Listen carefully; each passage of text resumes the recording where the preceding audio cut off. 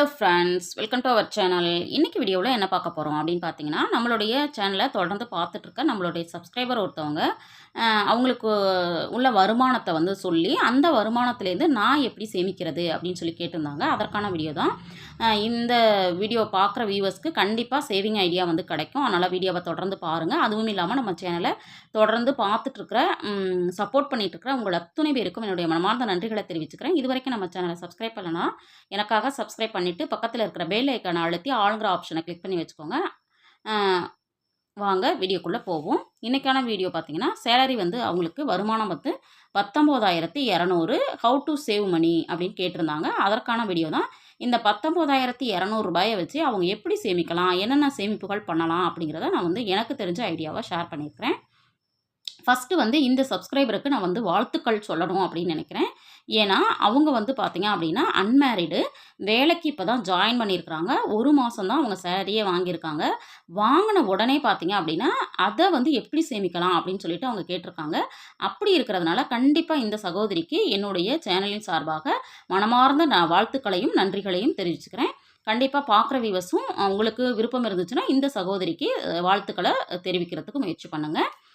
பெண்கள் அப்படிங்கிறவங்க கண்டிப்பாக படிப்பு, வேலை அப்படிங்கிறது அவசியம் அப்படிங்கிறத உணர்ந்திருக்கும். இப்போ வந்து பெண்கள் வந்து படிக்கவும் இல்லை, வேலைக்கும் போகிறதில்ல அப்படிங்கிற நிலை வந்து முற்றிலும் வந்து மாறியிருக்கு. சில இடங்களில் மட்டும்தான் இருக்குது. பட் வந்து பெண்களுக்கு படிப்பு, வேலை அப்படிங்கிறது கண்டிப்பாக அவசியம். பெண்கள் வந்து வருமானம் அப்படிங்கிறது முக்கியம் அப்படிங்கிறத உணர்ந்து நம்ம வந்து பெண்கள் வந்து வருமானத்தை ஈட்டுறதுக்கான வாய்ப்புகளை நம்மளே ஏற்படுத்திக்கணும்.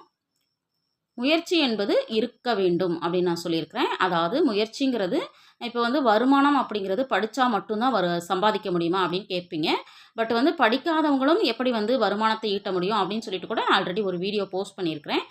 வீட்டிலிருந்தே பெண்கள் வந்து வருமானத்தை ஈட்ட என்ன மாதிரி பிளான் பண்ணலாம் அப்படின்னு சொல்லிட்டு, ஏதோ ஒரு ரூபாயிலிருந்து 1000 ரூபாய் கிடைக்கட்டுமே, அது ஒரு நம்மளுக்கு வருமானம் தானே. அந்த மாதிரி முயற்சிகளை கண்டிப்பாக பண்ணணும் அப்படின்னு நான் கேட்டுக்கிறேன்.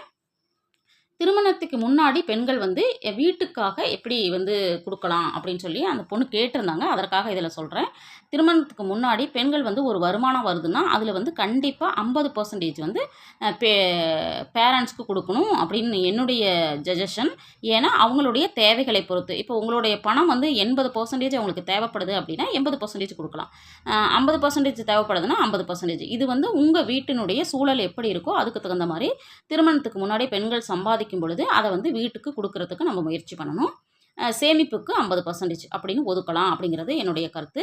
இப்போ இவங்களுக்கு பார்த்தீங்க அப்படின்னா நான் எப்படி சஜஷன் கொடுத்துருக்கேன்னா, இப்போ வந்து வருமானம் 19,200 ரூபாய் அப்படிங்கிறதுனால அதை வந்து 50%ஆக பிரித்தோன்னா 2ஆல் டிவைட் பண்ணும்போது 9,500 ரூபாய். அப்போது இவங்க வந்து 9,500 ரூபாய் வீட்டுக்கும் 9,500 ரூபாயை வச்சு நம்ம வந்து சேமிப்பும் பண்ணலாம் அப்படின்னு சொல்லிட்டு நான் சொல்லியிருக்கிறேன்.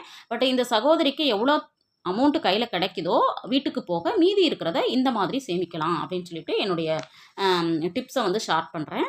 9,500 வந்து கண்டிப்பாக முடிஞ்ச வரைக்கும் சேமிக்கிறதுக்கு முயற்சி பண்ணுங்கள்.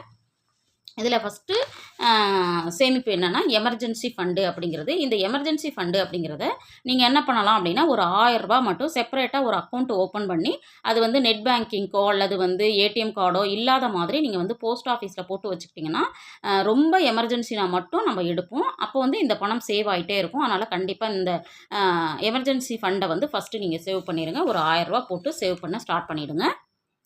அடுத்தது பார்த்தீங்க அப்படின்னா கண்டிப்பாக ஒரு ஆர்டி வந்து ரெக்கரிங் டெபாசிட் வந்து ஓப்பன் பண்ணிக்கோங்க. அது வந்து பேங்க்கில் அல்லது போஸ்ட் ஆஃபீஸில் அதில் வந்து ஒரு 1000 ரூபாய் போடுற மாதிரி நீங்கள் பிளான் பண்ணுங்கள். ஆர்டி வந்து நீங்கள் வந்து பேங்க்கில் போட்டிங்கன்னா 6 மாதத்துலேருந்து வித்ட்ரால் பண்ண முடியும். அதுவே போஸ்ட் ஆஃபீஸில் போட்டோன்னா 5 இயர்ஸ் வந்து நம்ம வந்து கண்டினியூவாக சேவ் பண்ணுற மாதிரி இருக்கும். இல்லை பார்த்தீங்கன்னா 8%லேருந்து 7% அதுக்கு மேலேயும் வருது. பட் வந்து உங்களுக்கு எப்போ வந்து இந்த அமௌண்ட்டு தேவைப்படும்னு நினைக்கிறீங்களோ அதுக்கு தகுந்த மாதிரி நீங்கள் வந்து பேங்க்லையா போஸ்ட் ஆஃபீஸ்லையா அப்படிங்கிறத பிளான் பண்ணிக்கோங்க. அடுத்தது வந்து எஃப்டி போடுங்க. இந்த ஆர்டி வந்து 1 வருஷம் 6 மாதம் அந்த மாதிரி போடுறீங்க இல்லையா, அந்த அமௌண்ட்டு வந்து உங்கள் கைக்கு கிடைச்ச உடனே அதை அப்படியே என்ன பண்ணுங்கன்னா எஃப்டியாக மாற்றிடுங்க. ஃபிக்ஸட் டெபாசிட்டாக வந்து மாற்றிடுங்க. இதில் வந்து பார்த்தீங்க அப்படின்னா ஒரு 2 வருஷத்துலேருந்து 5 வருஷம் வரைக்கும் சேவ் பண்ணுற மாதிரி பார்த்துக்கோங்க. ஏன் பார்த்தீங்கன்னா 2 வருஷம் மினிமம் வந்து 2 வருஷமாவது நம்ம டெபாசிட் பண்ணால் தான் அதில் வந்து ஒரு சின்ன இன்ட்ரெஸ்ட் வந்து நம்மளுக்கு கிடைக்கும். அதனால் இதை வந்து நீங்கள் ஃபாலோ பண்ணுங்கள். அடுத்தது பார்த்தீங்க அப்படின்னா கோல்டு சேவிங். கண்டிப்பாக பெண் குழந்தையாக இருந்தாலும் சரி, பெண்களாக இருந்தாலும் கண்டிப்பாக ஜுவல்லரி அப்படிங்கிறது நமக்கு தேவைப்படும். அது வந்து நம்மளுக்கு வந்து சேஃப்டி தான். அதனால் கண்டிப்பாக இந்த சேவிங் அப்படிங்கிறத பண்ணுங்கள். நகை சீட்டு வந்து போடணும் அப்படின்னு நான் வந்து சொல்கிறேன். ஏன்னா பெண்களாக இருக்கவங்க நம்ம திருமணத்துக்கான நகைகள் சேர்க்க வேணும் இல்லைங்களா? அதனால் அதுக்காக ஒரு நகை சீட்டு வந்து போட்டிங்க அப்படின்னா நகையாக வாங்குறதுக்கு ரொம்ப ஈஸியாக இருக்கும்.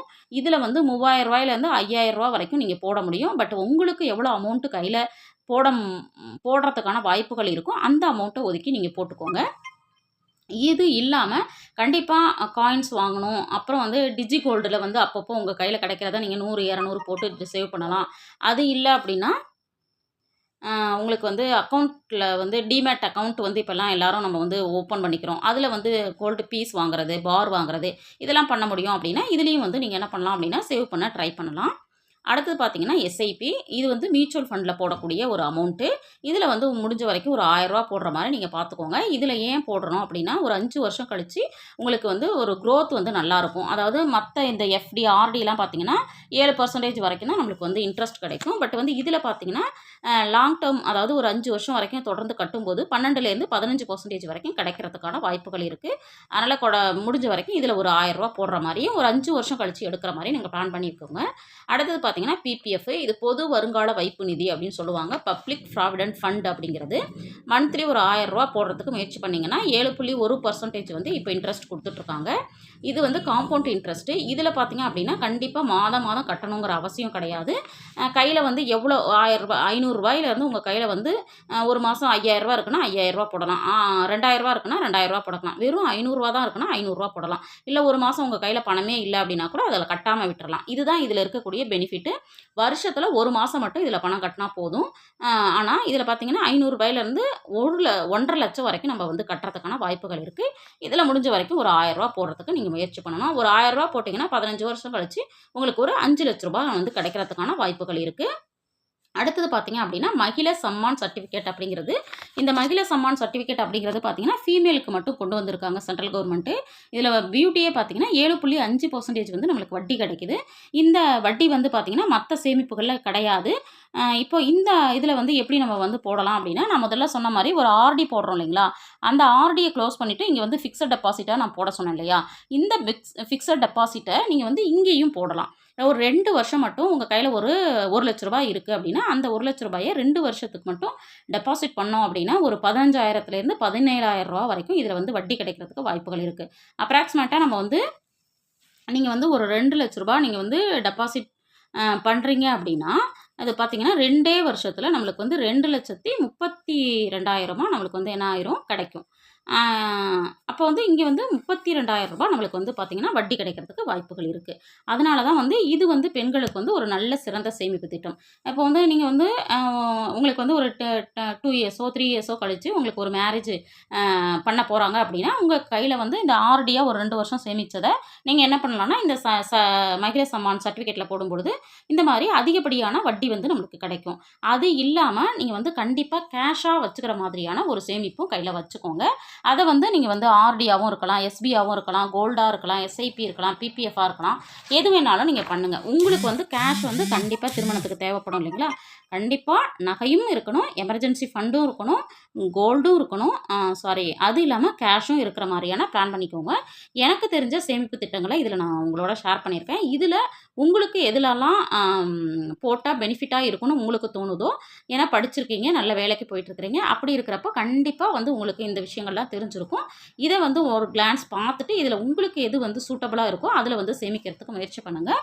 உங்களுக்கு மீண்டும் மீண்டும் என்னுடைய வாழ்த்துக்களை தெரிவித்து இந்த வீடியோவை நான் இதோட முடிச்சுக்கிறேன். இந்த வீடியோ உங்களுக்கு யூஸ்ஃபுல்லாக இருந்திருக்கும்னு நினைக்கிறேன். வீடியோ பிடிச்சிருந்தால் லைக் பண்ணுங்கள், ஷேர் பண்ணுங்கள், கமெண்ட் பண்ணுங்கள். மறக்காமல் நம்ம சேனலை சப்ஸ்கிரைப் பண்ணி வச்சுட்டு பாருங்கள். தேங்க்ஸ் ஃபார் வாட்சிங்.